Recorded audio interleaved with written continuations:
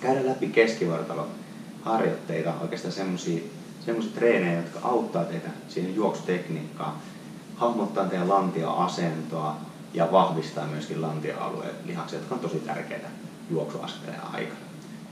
Lantion nostossa laitetaan jalat noin 90 asteen kulmaan, mennään selymakuulle, jonka jälkeen aktivoidaan lantiopohja siten, että pikkusen puristetaan vatsaa pyöreäksi alhaalta, jonka jälkeen liuutetaan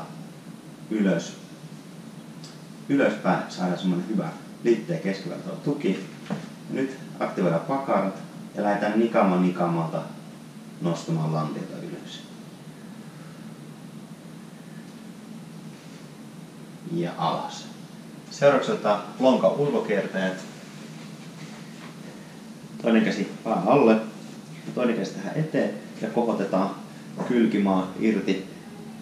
Ja keskivartalossa hyvä tuki, jonka jälkeen aletaan nostamaan välimmäisenä polvea pakaralihaksella ja jalat pysyy yhdessä. Sivulankussa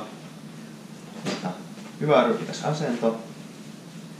Pidetään polvet tässä ensimmäisessä liikkeessä maassa, käsi tuohon rinnalle, vartalon päälle ja vartalon suorana. Nyt kohotetaan täältä olkapäästä hyvää asentoa, jonka jälkeen kun lähdetään nostamaan, nostetaan kättä siihen asti, että muodostuu hyvä pitkä linja ja kylki tekee työn.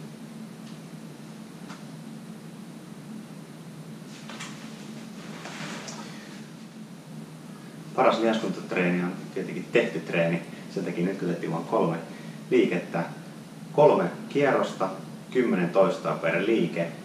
Siinä on ihan hyvä setti, alkaa keskivartalo aktivoitua ja saadaan hyvä korsattijuoksu.